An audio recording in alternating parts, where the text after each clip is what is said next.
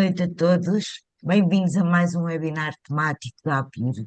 Desta vez vamos destiná-lo às algaliações intermitentes, que é um método de tratamento e prevenção das infecções urinárias e do deterioramento da função renal que algumas pessoas utilizam. Boa noite, doutora Carolina. Os nossos palestrantes são a doutora Carolina Ferreira e o enfermeiro Paulo Castelhano, e a doutora Carolina Cordinhã, nefrologista no Hospital Pediátrico de Coimbra, irá dar as boas-vindas e fazer a introdução. Boa noite. Muito boa noite a todos. Eu começo por pedir desculpa que não tenho possibilidade de partilhar a imagem, mas é com muito gosto que participamos neste webinar dedicado a este importante tema na gestão do autocuidado e particularmente importante na situação da doença renal crónica. É um tema que se revela particularmente importante na gestão do que diz respeito à gestão de complicações adicionais, nomeadamente agravamento da lesão renal já pré-existente e prevenção de infecções urinárias, e, portanto, parece-nos pertinente abordar esta temática. Esperamos que seja da vossa utilidade.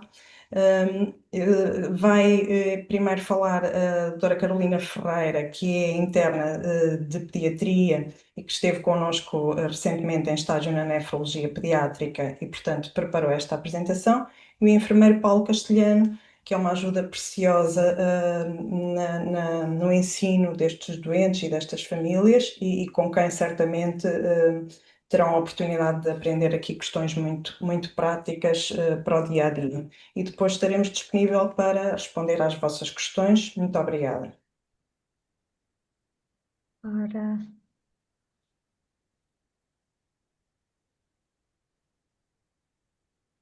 julgo que a apresentação já está visível, certo? Conseguem ouvir-me? Sim. Sim, tudo ok. Então, vou começar por falar sobre a bexiga neurogénica em idade pediátrica, enquadrando isto inicialmente na doença renal crónica em idade pediátrica. E uma mensagem que vos queríamos passar muito importante é que a criança não é um adulto em ponto pequeno. E por isso é importante falarmos sobre os cuidados de transição. É fundamental para uma transição adequada entre os cuidados pediátricos e a saúde e a medicina do adulto, que haja uma abordagem através de uma equipa multidisciplinar, de forma a otimizarmos ao máximo a prestação de cuidados. A doença renal crónica, tanto no adulto como na idade pediátrica, é um problema importante de saúde pública, isto a nível mundial, está associado a uma elevada mortalidade e morbilidade, e é importante percebermos que temos de falar de doença renal crónica no adulto de forma separada de falar de doença renal crónica em idade pediátrica. Isto porque, apesar de estarem associados a mecanismos fisiopatológicos que são iguais, a verdade é que a doença renal crónica na criança, em comparação com o adulto, tem uma epidemiologia diferente, causas diferentes, a própria abordagem diagnóstica é diferente e também o tratamento. A doença renal crónica define-se em idade pediátrica como uma alteração funcional ou estrutural nos rins presente por pelo menos 3 meses. Em termos de epidemiologia, estima-se que possa ocorrer em 29 casos por cada 100 mil habitantes, e em idade pediátrica prevalecem sobretudo como causas as malformações congénitas do rim e do trato urinário. Isto seguidas de causas glomerulares e de doenças hereditárias e císticas. Num estudo realizado no Hospital Pediátrico de Coimbra entre janeiro de 1981 e dezembro de 2016, em doentes com doença renal crónica terminal, realmente a principal causa de doença renal crónica terminal foram as CACUT, portanto as malformações congénitas do rim e do trato urinário, sendo que salientamos que em aproximadamente 8% dos casos a causa foi a bexiga neurogénica. E, portanto, o que é a bexiga neurogénica? É um dano que ocorre no sistema nervoso central ou no sistema nervoso periférico que leva a uma alteração da inervação da nossa bexiga. Isto vai levar a uma desregulação da atividade coordenada da nossa bexiga e, portanto, ela vai ter um padrão mais hiperativo ou um padrão mais hipoativo. o que vai levar a que funcione a pressões muito elevadas ou então a que não consiga esvaziar completamente. E isto vai levar progressivamente a um dano renal. Em termos de epidemiologia, em idade pediátrica, a prevalência vai entre 1,5 a 2 casos em cada 10 mil lados vivos e sabemos que a sua principal causa em idade pediátrica é o disrafismo espinhal. As suas causas, de uma forma geral, podem ser divididas em congénitas, em que temos então a principal, que é o disrafismo espinhal, mas também causas adquiridas, como por exemplo os traumatismos ou as infecções, e também as idiopáticas. Nas idiopáticas não identificamos uma patologia do sistema nervoso, possivelmente estarão associadas a uma alteração do sistema nervoso autónomo. Na avaliação inicial, é importante termos em conta a análise da urina, também através da análise de sangue avaliar a nossa função renal e também um cintigrama renal, isto de forma a perceber que complicações é que a bexiga neurogénica está a ter nos nossos rins. De seguida, é importante também termos uma avaliação morfológica tanto da bexiga como dos rins, portanto, através da ecografia, e também um estudo urodinâmico para percebermos qual é o padrão da bexiga neurogénica em causa. A base do nosso tratamento vai ser sempre otimizar o esvaziamento vesical, portanto, garantir que a bexiga fica vazia, de forma a protegermos então os nossos rins. E como é que nós fazemos isto? Fazemos isto através de medidas não farmacológicas, em que revemos com a criança e tentamos promover micções mais frequentes, a cada 2, 3 horas, que evite manobras de retenção, revemos também com ela a postura durante a micção, eventualmente fazemos um diário miccional. Se a obstipação estiver presente, a mesma deve ser tratada e também devemos rever a alimentação, nomeadamente retirar produtos com cafeína, o picante da dieta da criança. Ainda nas medidas não farmacológicas, o cateterismo intermitente também é muito utilizado e deve ser promovido o mais precocemente possível. Isto para os próprios pais se prepararem para o comprometimento que esta técnica exige. Basicamente, isto consiste no esvaziamento da bexiga através de uma sonda e a sua continuidade vai depender muito da própria evolução, portanto, da eficácia do esvaziamento da bexiga e também dos próprios resultados do estudo urodinâmico. O tratamento farmacológico pode ser feito de início logo com as medidas não farmacológicas, mas também poderá ser apenas realidade quando as mesmas falham. A primeira linha que utilizamos em pediatria são os antimuscarínicos, sobretudo a oxibutinina. O que estes fármacos vão fazer é relaxar o músculo da bexiga, de forma a diminuir as pressões a nível da bexiga. Também utilizamos os alfa-bloqueadores, como a fenoxibenzamina. Os alfa-bloqueadores o que vão fazer é atuar no esfíncter da bexiga, portanto, o esfíncter da bexiga está na saída da bexiga, vai controlar a urina que sai e a urina que fica, e, portanto, os alfa-bloqueadores o que vão fazer é atuar no esfíncter, relaxá-lo de forma a garantir um maior esvaziamento da nossa bexiga. Quando estes tratamentos falham, também podemos considerar a toxina botulínica, acima dos 5 anos, que é uma forma também de atuar no músculo da bexiga e relaxá-la de forma a diminuir as suas pressões. O tratamento cirúrgico também poderá ser considerado quando estas medidas todas falham. Em termos de seguimento, é muito importante irmos avaliando a tensão arterial da criança, avaliar como é que ela está a crescer. A cada 6, 12 meses podemos ir fazendo análise de sangue para avaliar a função renal, análise de urina e a ecografia renal e vesical. Inicialmente a cada 6, 12 meses, portanto, deve ser em intervalos mais pequenos, de forma a percebermos qual é que também está a ser o crescimento do nosso rim e depois poderá ser em intervalos maiores, consoante a evolução do caso. O cintigrama renal e o estudo urodinâmico também é caso a caso, dependendo da evolução da criança. Como complicações, salientar aqui que em 31,6% dos casos pode ocorrer refluxo vésico-ureteral, portanto, a urina refluir para cima, para os ureteres e eventualmente para o rim. Em 24,2% dos casos podem ocorrer infecções urinárias de repetição e entre 12,4% a 23,1% dos casos pode ocorrer a doença renal crónica, que é então a complicação mais grave. Relativamente às infecções urinárias de repetição, importante falar aqui de um método que já está estabelecido em idade adulta, mas que nas crianças se está a começar a explorar mais agora, que é em crianças que tenham, que já estejam a fazer os cateterismos intermitentes e que tenham infecções urinárias de repetição, que já estejam a fazer um antibiótico oral e que mesmo assim mantenham essas infecções, podemos então pelo catéter fazer uma instilação com um antibiótico, que é a gentamicina, de forma então a prevenir estas infecções urinárias de repetição. E era então isto que eu vos tinha para dizer.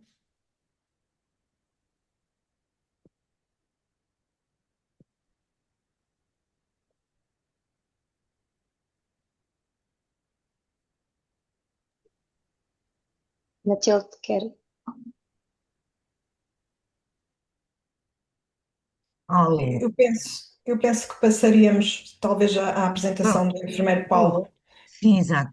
que é agora mais eminentemente prática, porque aqui, apesar de nós termos focado a nossa apresentação, claro, nós somos da nefrologia pediátrica, focámos aqui um pouco na nefrologia pediátrica, mas porque os princípios, a própria fisiopatologia acabam por depois ser transversais, e muitas vezes até provavelmente mais subvalorizadas estas situações que terão indicação para autoavaliações intermitentes na população adulta. Mas talvez agora o enfermeiro Paulo fala da parte prática e depois daríamos algum espaço para discussão.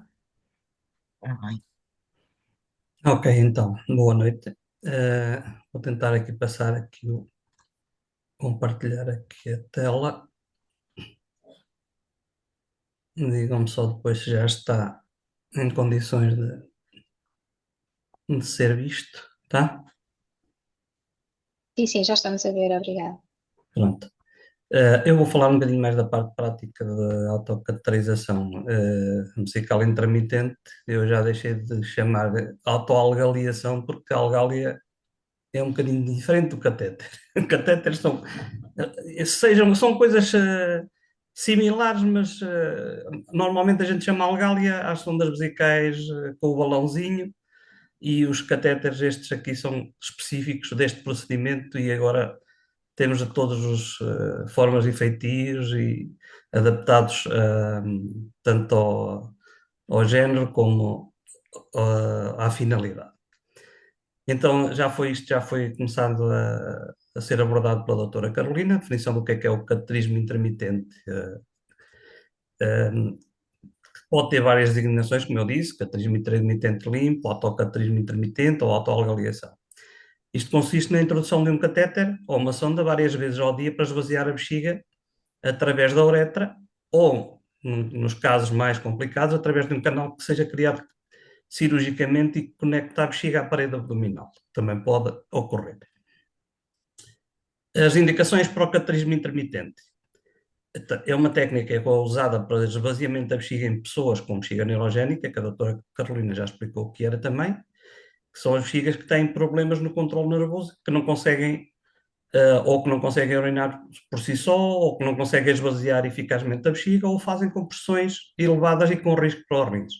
E o objetivo deste procedimento é sempre promover a continência, que as pessoas não tenham perdas e que consigam ter uma vida ativa sem andar sempre com uma sonda permanente colocada, e proteger, em última instância, a função renal.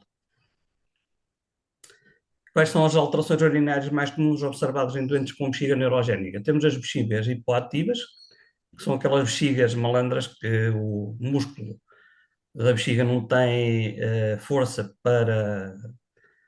Portanto, são bexigas muito relaxadas, que não têm umas características: ficam, dilatam-se muito, só fazem xixi, ou só o xixi só sai quando a bexiga já está cheia demais, e o risco de infecção e o risco de refluxo também é importante, por causa das pressões depois que se atingem. Enfermeiro Paulo, eu peço só desculpa, não sei se está a passar os slides, porque nós continuamos a ver o primeiro slide, não sei se está a passar.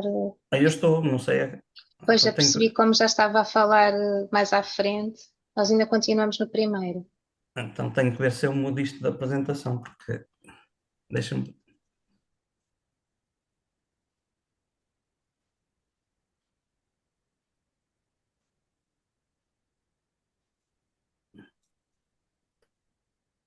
Vou tentar ser sem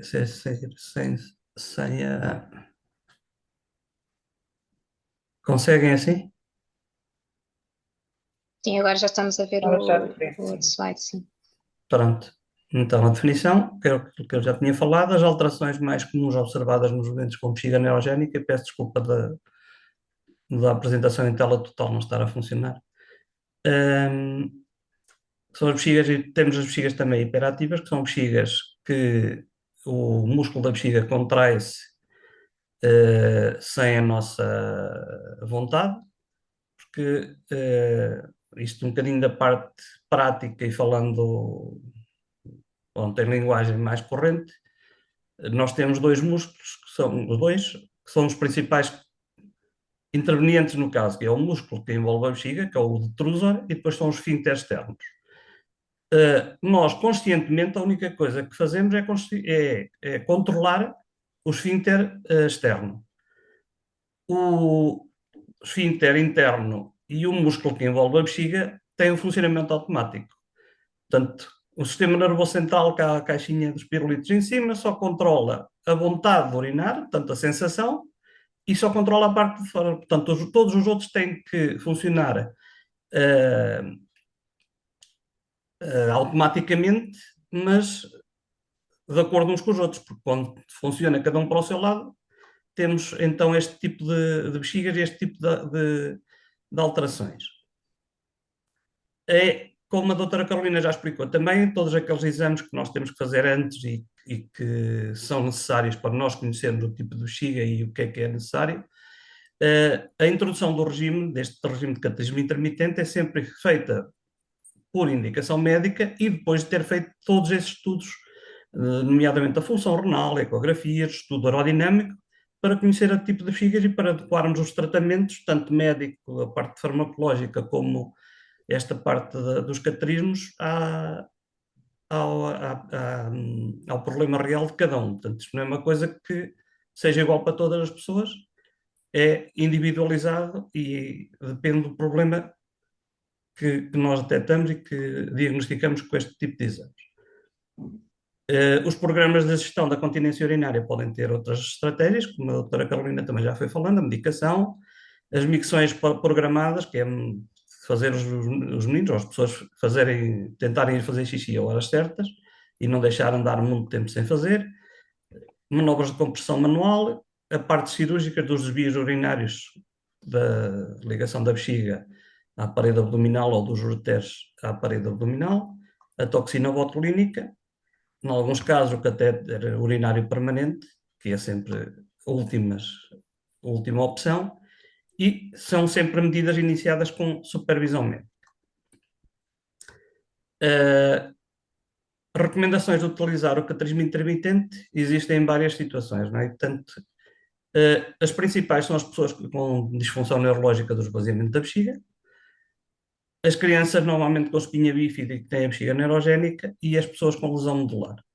Não é, isto é a grande maioria das pessoas que precisam deste tipo de procedimento, não é que sejam todos, mas em adultos há outro tipo de doenças também que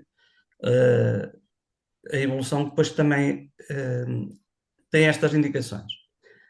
Este tipo de técnica só deve ser executado por pessoas devidamente treinadas e por isso é que nós, quando precisamos de alguém que comece a fazer este tipo de procedimento, internamos os miúdos ou os pais para aprenderem. No caso das crianças, temos que internar e fazer o ensino primeiro aos pais, os pais é que começam a fazer o procedimento e mais tarde depois as crianças é que começam a fazer sozinhos. Portanto, autocateterismo, a gente só pode falar em autocateterismo a partir dos 6, 7 anos, que é quando as crianças já têm capacidade para poder executar eles próprios. Mas antes disso, nós fazemos cateterismos intermitentes e são um cuidador, ou o pai, ou alguém que assume essa responsabilidade de fazer o procedimento. A frequência dos cateterismos intermitentes deve ser efetuado em intervalos regulares e são ajustados individualmente. É uma pergunta que costumam sempre fazer: quantas vezes é que eu tenho de fazer? Isso depende de cada situação e é avaliado individualmente cada situação. O que se pretende é evitar a distensão exagerada da bexiga e que as pessoas tenham continência, não tenham perdas nos intervalos em que não fazem os cateterismos. Portanto, as recomendações da técnica, relativamente à técnica da cateterização intermitente, é usar até quando eu entrei para a consulta de espinha bífida, que é onde eu desenvolvo mais atividade, já usávamos catéteres individuais para para cada algaliação. Não tínhamos, eram os catéteres já agora de última geração, que já são catéteres autolubrificados, que já têm comprimento adequado, se é para homem, se é para mulher, se é para criança, comprimento e calibre adequado, e era um bocadinho mais complicado e tinha mais dificuldade para fazer a técnica, porque tinham que lubrificar o catéter, tinham que ter todos os cuidados da sépsia associados, e agora os catéteres mais recentes, de última geração, já facilitam a vida nesse aspecto. Portanto, recomendações associadas à técnica. Em casa deve-se usar um único catéter lubrificado para cada algaliação, tendo os cuidados da sépsia. Se o deixar cair ou tocar em alguma coisa, trocar por outro, já não se pode usar. E a higiene é sempre só, tanto das genitais como das mãos, com água e sabão, ou quando não tem essas condições asseguradas. Em alternativa, podem-se usar os toalhetes úmidos, aqueles toalhetes normais de higiene dos bebés, e a higiene das mãos ser feita com desinfetante de base alcoólica, aquelas soluções agora muito conhecidas na altura do Covid, que toda a gente tinha em casa. Portanto, isto não limita a criança de estar sempre ter umas instalações sanitárias prontas só para ela e ter material só para ela. Permite fazer a vida normal igual às outras pessoas, ir para a praia e para outros sítios quaisquer. Têm este handicap, tem que levar as sondas, mas isso fazem a vida normal e podem fazer em qualquer lugar. Relativamente à altura em que estão em instituições de saúde, ou se estiverem em instituições, temos crianças também internadas em instituições que não é sempre o mesmo cuidador a fazer, em que há vários cuidadores, então aí é que nós recomendamos o uso de luvas estéreis ou catéteres com sistemas de manipulação sem toque, que agora também já existem, têm sistemas completos e fechados, e depois aqui à frente já vou mostrar alguns dos que estão disponíveis no mercado. A higiene mantém-se na mesma com água e sabão e idêntica anterior. Nas recomendações associadas ao catéter, a escolha inicial do catéter é sempre feita mediante recomendação tanto do médico como do enfermeiro, nomeadamente o calibre, o tipo de ponta, o tipo de catéter, com ou sem saco, e são catéteres já, estes de última geração, ajustados em função do género, tanto da idade, da destreza manual. Temos agora uma infinidade de catéteres disponíveis que nos permitem já adequar o tipo de catéter ao paciente. Temos pacientes que têm dificuldades em agarrar a sonda com a pinça fina, com os dedinhos, têm que agarrar com a mão toda, e hoje em dia temos já soluções que dão resposta a esse tipo de problemas. Só de dizer que nos tamanhos, em criança, normalmente a gente usa do calibre do 6 ao 12, e enquanto que adulto já passa de 14 para até ao 22. Em termos de técnica de cateterização, a técnica é sempre simplificar ao máximo os procedimentos, que é para não haver. Tem que haver consistência naquilo que se faz e saber o que é que se está a fazer, mas simplificar ao máximo o procedimento para não complicar a vida às pessoas também. A técnica inicial, tanto no homem como na mulher, passa sempre inicialmente pela lavagem das mãos, a preparação do material, ter o material todo prontinho já ao lado, e fazer o cateterismo e a avaliação, e no fim do cateterismo feito, lavar outra vez as mãos. Portanto, as precauções de higiene são muito importantes. E isto pode ser feito em várias posições, isto é adequado à pessoa que temos e ao tipo de patologia que tem. Tanto na menina como menino. Eu não estou aqui a especificar a técnica de passo a passo, porque isto é feito mais quando a pessoa precisa, é só para terem uma noção do que é que se faz e como é que se faz, que não é um procedimento muito complicado e difícil de aprender, porque se eu trabalho maioritariamente com as crianças, e os pais começam a fazer as cateterismos aí logo que seja possível e que seja necessário, e nas crianças que têm capacidade e que têm potencial para poder fazer o cateterismo, normalmente vão para a escola primária com 5, 6 anos já a fazer sozinhos, tanto meninos como meninas. Portanto, não é nada que se os meninos com 5, 6 anos conseguem fazer, portanto uma pessoa adulta também não tem desculpa para não conseguir fazer. Em termos de recomendações associadas à técnica da cateterização musical intermitente, nós temos, uma das coisas importantes é vigiar os volumes que são cateterizados e ter a noção que nas crianças, até aos 9 anos, os volumes que a bexiga aguenta não devem exceder os 150, porque de 150 a 200 até aos 9 anos, e na adolescência já mais perto dos volumes de adulto, 200 a 250, e a partir da adolescência os volumes de 400 a 500. Quando fazemos um cateterismo e há um volume superior a isto, portanto, dentro destes escalões etários, logo aí já estamos a saber que a bexiga não está a funcionar adequadamente ou que está ou que pode necessitar de alguma intervenção. Nós, voluntariamente, e as pessoas que têm controle sobre a vontade e controle sobre quando conseguem fazer, aguentamos, nós a partir dos 150 já começamos a ter sensação de bexiga cheia e conseguimos aguentar até os 400 e 500 e depois ir fazer a micção na altura que mais recomendado ou quando tivermos hipótese. Mas quando fazemos cateterismos e os volumes são acima destes valores, isto são valores de referência, não quer dizer que seja igual para todos, já temos noção que há qualquer coisa que não está a funcionar bem. O que quero que retenham é que quando há esses volumes mais elevados, implica que os cateterismos tenham que ser mais frequentes. Portanto, relativamente às vezes que nós recomendamos fazer o procedimento, sempre que há volumes elevados, em vez de fazer 3 em 3 horas, como estava prescrito, tem que ser feito mais cedo, porque a nossa vida também não é... Nós, ao longo do dia, bebemos mais água de manhã ou bebemos mais água à tarde, e em função daquilo que nós ingerimos, também temos mais produção ou menos produção de urina.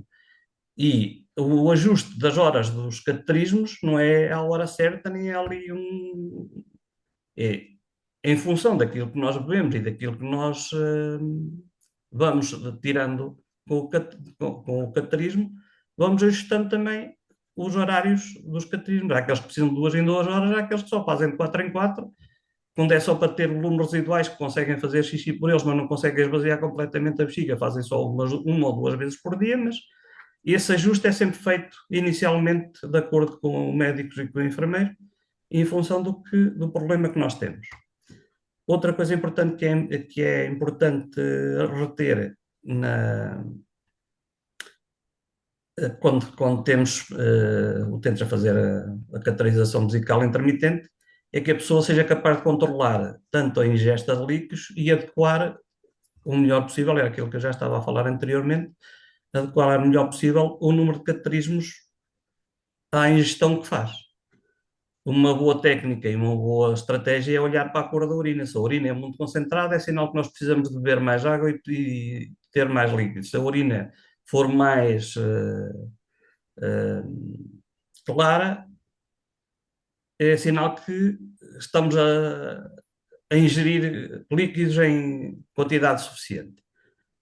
Outra boa estratégia é diminuir a ingestão de líquidos depois do jantar, que é para evitar depois que haja muita produção de urina no período noturno e que haja percas durante a noite que tenham a bexiga, que haja distensão exagerada da bexiga no período noturno.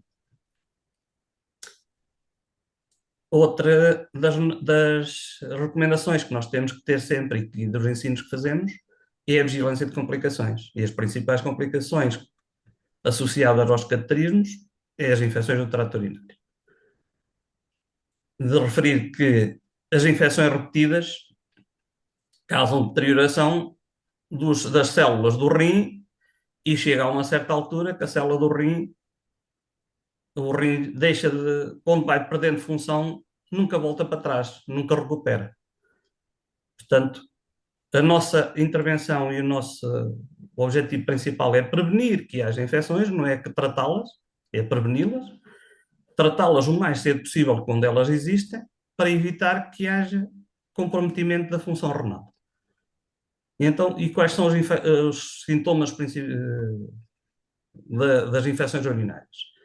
Se há febre, ou uma sudorese exagerada, dor a urinar, urinar com mais frequência, aumento da vontade de urinar, tudo isto são sintomas de infecção urinária que, separadamente ou conjuntamente, sempre que ocorrem, devemos ter em atenção que é preciso ir fazer uma análise ou ir ao médico ou contactar o médico assistente para agir e tratar a infecção o mais cedo possível e não deixar chegar a situações que possa comprometer depois o rim e que possam ter consequências mais graves.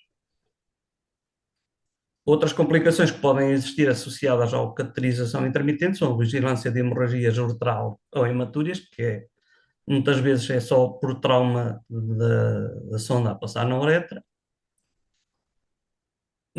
Mais nos homens pode existir depois estenoses uretrais ou estreitamentos da uretra, exatamente por fazer tanta vez a algaliação ou o cateterismo que vai traumatizando a uretra a uretra progressivamente vai criando cicatriz e vai ficando um bocadinho mais estreita. E uma coisa rara que também pode acontecer também é haver falsas passagens mais no homem, falsos trajetos, portanto, não ir diretamente para a bexiga e ir para o outro lado.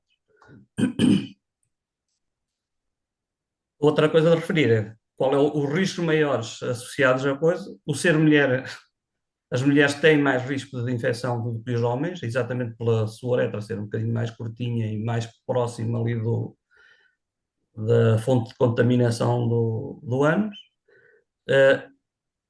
A fraca higiene, se não houver uma higiene adequada, o método de caracterização e o tipo de catéteres tem muito a ver também com o trauma e a facilidade facilidade não, falta-me o termo, A propensão. a sensibilidade para a infecção urinária. Então, e como é que nós podemos prevenir isso? Vamos poder prevenir pela educação adequada do utilizador e ir verificando se ele está a usar a técnica de forma adequada e de forma com os passinhos certos, usar um material e o tipo de catéteres apropriados e prevenir o enchimento da bexiga, que é ajustar a frequência dos cateterismos de acordo com a ingestão de líquidos, peço desculpa, e evitar o enchimento em exagero da bexiga para não haver complicações em termos de refluxo, nem em termos de rins, nem de infecções. Agora vou passar aqui só umas imagens de todos os catetas que estão disponíveis gratuitamente por prescrição médica. Não estou a fazer publicidade às casas porque eu vou falar nelas todas, portanto. Temos os catetas da B-Braun. Tens estes sistemas com saco que a urina vai diretamente logo para o saco e não estamos a manipular a urina, nem a pô-la para saquinhos, nem a pô-la para o outro lado. Tens este para homens, este para mulher, que são os minis. Sondas adequadas tanto para homem como para mulher, tamanho já adequado. Isto fica dentro de uma bolsinha, parecem os tojos das canetas e são pequenininhas. Todas estas marcas diferentes têm vários tipos de pontas. Nós normalmente usamos a ponta redondinha, a ponta Nelaton, que estava lá num slide mais atrás, mas existem pontas também que ajudam em alguns casos, quando há estreitamentos ou quando há estenoses da uretra, que ajudam nesse aspecto. Temos estes sistemas de catetas que têm este dispositivozinho para pegar, uma pega em borracha, que permite fazer o cateterismo sem nunca tocar na sonda e na parte que vai para dentro. Este também adequado para mulheres, que é tipo uma canetazinha, fechado, fica assim, aberto depois assim. Estes são os catéteres disponíveis na Coloplast. Temos estes da Curan. não estou a falar das características deles, todos eles são autolubrificados, uns são hidrofílicos, estão lubrificados com água, outros são lubrificados com glicerina, e que, mas em termos de características e de utilização, são todos muito semelhantes. Tem estes sistemas fechados também, tem os catéteres da Lofric, tem este catéter para senhoras e especialmente para aquelas que têm dificuldade em segurar a pontinha do catéter, que tem uma pega lateral que facilita às vezes nesse aspecto. Também tem sistemas fechados. Portanto, temos uma infinidade, como eu tinha dito há pouco, de catéteres e de soluções que nos permitem já responder a alguns problemas que vão surgindo, nomeadamente quando há estenoses. Estes da Teleflex têm uma pontinha de borracha mais fininha que ajudam às vezes nesses aspectos quando há estenoses e quando há dificuldade no trajeto, mais nos homens, não tanto nas meninas. E dos catéteres é isto. Depois existem também alguns recursos que podemos usar como auxiliares na cateterização intermitente. Temos os espelhos da pernas, temos os afastadores. Tenho aqui estes são afastadores de pernas para pessoas que não têm força ou que não conseguem manter as pernas abertas enquanto estão a fazer o cateterismo. Isto aqui não dá para ver bem, mas é um espelho. Este aprendi com os utentes das vertebromodulares que usavam um elásticozinho para puxar a roupa para baixo, idêntico a este sistema aqui, que parece uma cruzeta, trilha-se por baixo das pernas e depois prende a roupa ali para permitir fazer o cateterismo sem ter que se despir. Tudo isto são tudo recursos que nós temos. Temos estes sacos depois que são para ligar diretamente à sonda para não fazer. Portanto, especialmente eu tento que ando em cadeira de rodas para não ter que andar a transferir-se para a sanita, para fazer na sanita, fazem diretamente para o saco, que é mais fácil. Pronto, isto basicamente era o que eu tinha para dizer da cateterização. Estou disponível agora para responder a questões ou dúvidas, se houver algumas.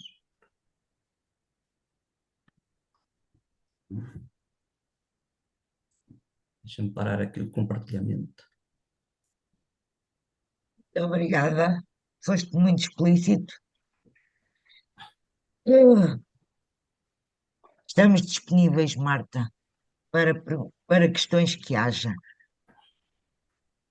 E, pronto, eu antes de mais queria pedir desculpa, nós tivemos aqui alguns problemas de ligação ao Facebook no início e, portanto, aqui aparecem vários vídeos iniciais, mas pronto, depois as apresentações aparecem num vídeo só, mas pedimos desculpa aqui por estas questões técnicas. Quem quiser colocar alguma questão, quer seja aqui no Zoom, poderá fazê-lo diretamente, ligar o microfone e colocar uma questão. Se estiverem a assistir através do Facebook, poderão colocar nos comentários e nós transmitimos a questão. Não sei se há alguém que queira participar. Se não, eu queria começar por perguntar, esta técnica pode-se iniciar em bebés recém-nascidos, ou há uma idade mínima para se poder aplicar? Não, pode ser começado logo desde pequeno, recém-nascidos, depende da patologia. Normalmente a partir dos 6 meses, que não temos assim muitos. Não é habitual que se comece em crianças tão pequenas, porque são Pois, patologias que o próprio padrão urodinâmico das bexigas vai mudando com a evolução.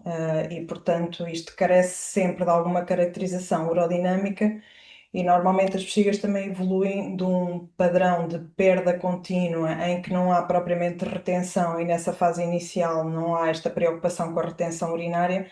Aqui o autocateterismo coloca-se mais quando pela impossibilidade do esvaziamento completo da bexiga, se começa a verificar, por um lado, um refluxo secundário que vai agravar mais o dano renal e, por outro, eventualmente, ou ambos, essa retenção urinária se traduz na ocorrência de infecções urinárias mais frequentes.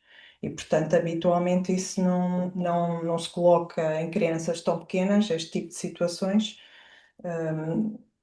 Mas que, claro que em situações depois bem definidas, porque já vimos que isto não há indicações específicas para o fazer, pode-se começar em crianças pequenas, inicialmente este ensino feito aos pais e depois mais tarde quando elas são capazes e aprendem facilmente, relativamente bem, quer os pais, quer as crianças, e depois passam elas a fazer.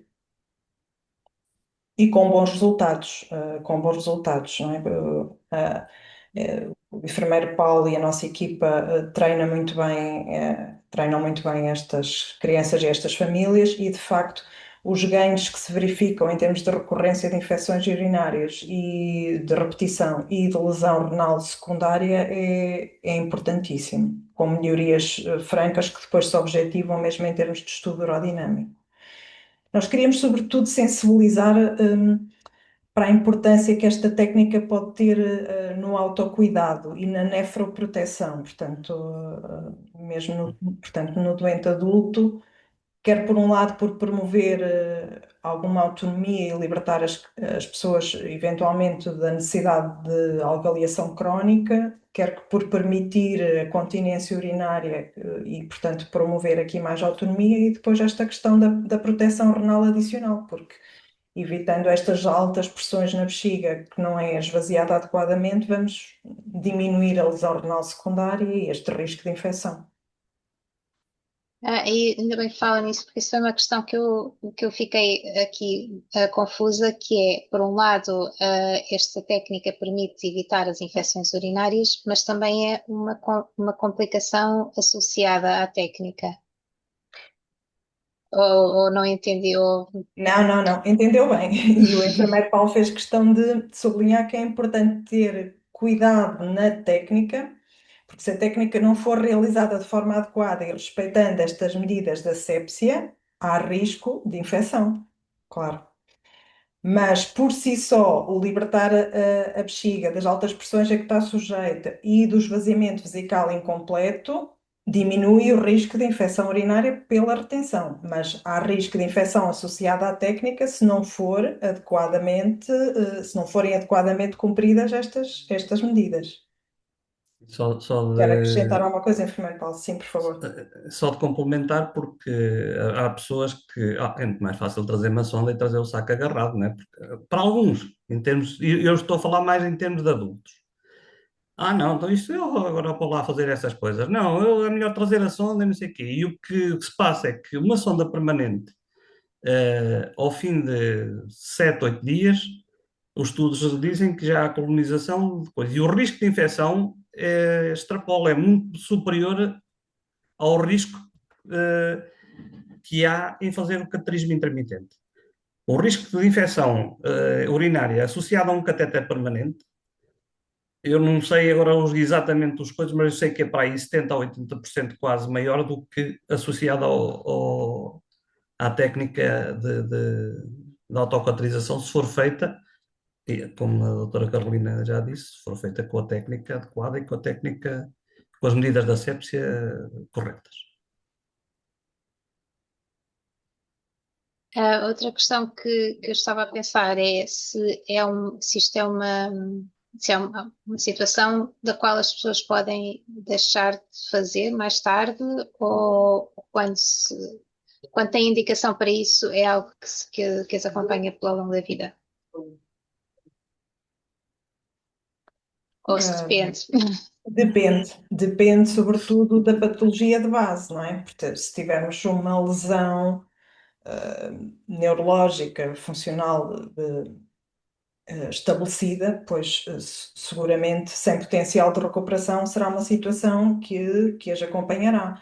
Mas às vezes temos situações sem déficit neurológico associado, por exemplo, nos miúdos, acaba por ser relativamente frequente haver estabelecido um padrão de retenção e evicção nas idas à casa de banho, que em última análise, uma retenção mantida pode levar a situações de sobrecarga desta bexiga e conduzir a um padrão equivalente a uma bexiga hipoativa, que pode necessitar temporariamente que se aliviem estas elevadas pressões, fazer uma reeducação do comportamento e depois esta criança conseguir libertar-se desta situação. Mas isso dependerá muito caso a caso da patologia de base. E aqui em termos práticos, eu penso que o enfermeiro Paulo referiu que as sondas são gratuitas. Todos os custos associados a esta técnica estão cobertos pelo SNS ou não? São cobertas as sondas. Os outros São serviços. cedidas gratuitamente no hospital ou nas Sim. farmácias? Não. É com prescrição médica e na farmácia, levanta. Eu não sei se referi ou se frisei lá que a última escolha é sempre o utente. O profissional indica as soluções que existem e eu normalmente trabalho assim. Quando tenho crianças ou os pais a começar, dentro das soluções que existem a nível do mercado, eu dou-lhe as indicações de quais serão as mais adequadas. É que não vou recomendar uma sonda masculina a uma menina. Mas, em alguns casos, justifica, porque se eles têm que fazer o cateterismo, são os pais a fazer, e têm que pôr a sonda ou o xixi para uma taça ou para um saco. Muitas vezes, se calhar, é mais fácil fazer com uma sonda masculina, que é mais comprida e mais depois do que fazer com uma sonda já adequada adequada não, feita para meninas, que é mais curtinha e depois custa mais a trabalhar. Isto é caso a caso que nós fazemos, mas as soluções que nós temos hoje em dia e as coisas que temos disponíveis, o tipo de sondas que temos disponíveis, permite-nos adequar ao caso específico também à individualidade de cada um. Porque é o que eu digo, eu posso aconselhar uma sonda de menina, mas se for uma menina, por exemplo, que anda em cadeira de rodas, as sondas de menina são tão curtas que não dão para. Se estiver na sanita, faz diretamente para a sanita. Se não estiver na sanita, se estiver na cadeira de rodas, se for com uma sonda masculina adaptada a um saco, ou uma sonda com o saco acoplado, facilita o tipo de sondas. Por isso é que eu digo, a escolha inicial e a seleção inicial é sempre com a ajuda do médico ou enfermeiro, e depois a escolha final. A gente dá-lhe as opções que tem. Olha, temos estas três, adequam-se para ti. Experimenta com qual se der melhor e que aquela custar mais, ou esta até é melhor que é do Porto, que é azul, a outra é melhor que é verde, são eles que escolhem. E parte da satisfação com a técnica tem a ver com esta possibilidade que eles têm de experimentar, mexer no material, experimentar e depois ver na prática com qual é que se adaptam melhor. Depois nós fazemos prescrição médica, eles levantam na farmácia da comunidade. E é compartilhado gratuitamente. Sim. Sim. Em termos de crianças que andam na escola, é necessário haver algum envolvimento por parte da escola? Quer dizer, obviamente que tem que ser informada, mas algum envolvimento prático? Ou como é que normalmente fazem? É necessário até porque as crianças carecem de um espaço próprio, com privacidade e condições de higiene, para fazerem este procedimento. Portanto, a partir do momento em que elas têm autonomia e que mostram que são capazes de fazer a técnica e que se sentem seguras e confiantes para isso, são elas que a fazem, portanto, terão que fazer em casa no período em que estão em casa e no período das atividades letivas na escola. E, portanto, estabelece esse contacto com a escola de forma a que seja acautelada uma casa de banho mais reservada, que muitas vezes temos várias crianças em que o que a escola permite é que eles possam usar, por exemplo, os WCs habitualmente reservados só aos funcionários, aos professores, que já são mais reservados. Mas, portanto, que tem que ter E também se calhar com um bocadinho mais de higiene, não é? Mais controlados o acesso. Seguramente mais controladas as condições de higiene, com uma torneira próxima onde possam lavar as mãos e depois com um mínimo de condições de privacidade, onde não sejam interrompidos com miúdos a entrarem e a saírem com alguma frequência. Portanto, é estabelecido esse contacto, sim. Portanto, é mais neste aspecto, digamos, de permitirem as condições do que Não, terem. peço Mas desculpa, também há outro tipo de situações que o enfermeiro Paulo certamente é isso que vai referir, não é? É preciso ajuda de terceiros. Alguns só precisam de supervisão, aqueles que já fazem a técnica correta, mas nos bebês mais pequeninos, quando os pais são capacitados, Tem acontecido situações também em que é preciso formar um cuidador. Isso é sempre delegado dos pais, não somos nós, não é? São os pais que tratam essa parte e que fazem, nós fazemos a articulação. Se eles eh, conseguirem um cuidador que faça esse procedimento, nomeadamente às vezes nos infantários, a educadora, não são obrigados a fazer. Eles vêm perguntar se nós estamos a fazer bem e ensinar a técnica. Estou a ensinar a técnica para aquela criança e para aquela situação. E é delegar uma função que é dos pais. É um papel parental especial, é o pai ou a mãe que aprenderam, é um cuidador. Se os pais delegam essa função ou têm possibilidade de delegar essa função noutro cuidador, nós formamos o cuidador, não formamos para fazer o procedimento. É uma das perguntas que costumam fazer com frequência, se é ético ou se é coisa. Nós estamos a ensinar um procedimento médico de enfermagem a pessoas que não são formadas para isso e eles não são obrigados a fazer, mas se mostrarem disponibilidade para fazer, se os pais conseguirem essa facilidade e a pessoa mostrar disponibilidade para fazer, nós formamos outro cuidador para assegurar as necessidades específicas desta criança e estas necessidades especiais. Porque é uma técnica que está mesmo preparada para ser feita por leigos, digamos assim, não por profissionais de saúde. Portanto, qualquer pessoa que esteja disponível para aprender consegue. Sim, mas nós fazemos a técnica, ensinamos a técnica para aquela criança com estas características. Não ensinamos uma técnica para o cuidador, depois aparece outra qualquer para fazer isto, ou para fazer uma avaliação a outro doente, né? Ensinamos a técnica específica para aquela criança para responder às necessidades específicas daquela criança. São coisas que têm que ser individualizadas, porque o tipo de sondas acaba por variar um pouco, a anatomia das crianças também, e portanto é isso que o enfermeiro pode estar a reforçar, que tem que ser individualizado esse ensino em cada situação, em cada doente. Nós costumamos fazer também, eu me referi também na parte das crianças institucionalizadas, a instituição, os cuidadores são os funcionários da instituição. São eles que asseguram esse papel que, no outro caso, está atribuído aos pais. E nós, nessas situações, a instituição, se não tem enfermeira ou se não tem essa possibilidade, nós temos a abertura para poder formar alguns dos cuidadores para poder fazer isso. Mas é para aquela situação e para aquela criança. Exato. Bem, aqui no Facebook não temos questões.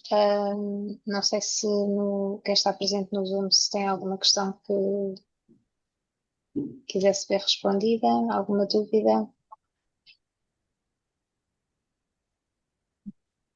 Penso que não sei, Matheus, se quer acrescentar mais alguma coisa. Que é uma matéria também um bocadinho sensível, porque é muito invasiva da intimidade das pessoas. E eu julgo que falarmos de autoavaliações é,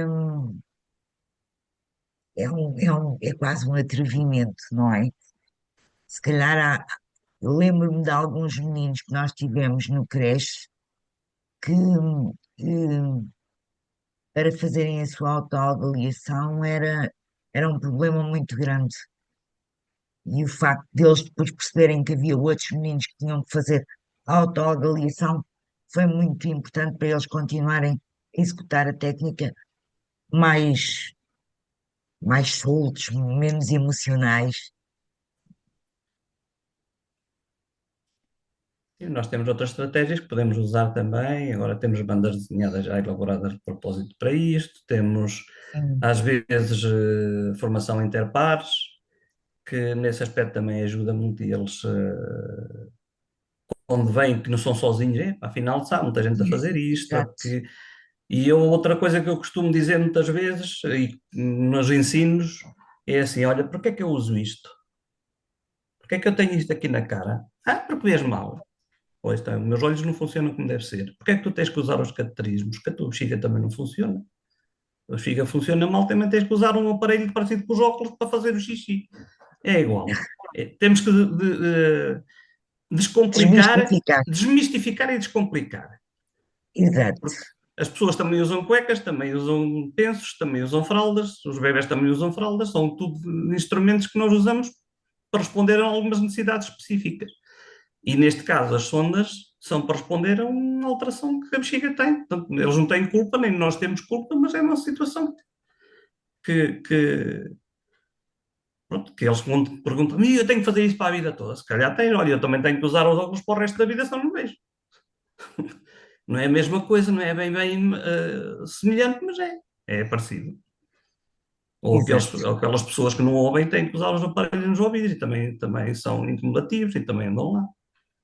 Bom, porque ter uma sonda permanente e andar a arrastar um saco atrás e coisa é mais incomodativo, se calhar, e custa mais. Ou ter que ir 3 vezes por semana, estar agarrado 2 ou 3 horas a uma máquina a fazer diálise, se calhar também é um bocadinho mais incomodativo do que usar isso. Pronto, é um Exato. tema que é um bocadinho uma pedrada no charco, talvez, e esperamos que tenha sido útil. Gostamos muito do desafio que nos foi lançado e esperamos que seja do vosso interesse depois poder consultar o vídeo e esperamos que Exato. tenha sido Uhum. interessante. Obrigado, obrigado. Eu estou convicta de que para algumas pessoas vai ser muito importante este, este nosso webinar e muito obrigada a todos pela vossa presença e pela vossa disponibilidade. Boa noite, Tá? obrigada. Boa Boa noite. noite. Não. Boa noite, obrigada. Obrigado.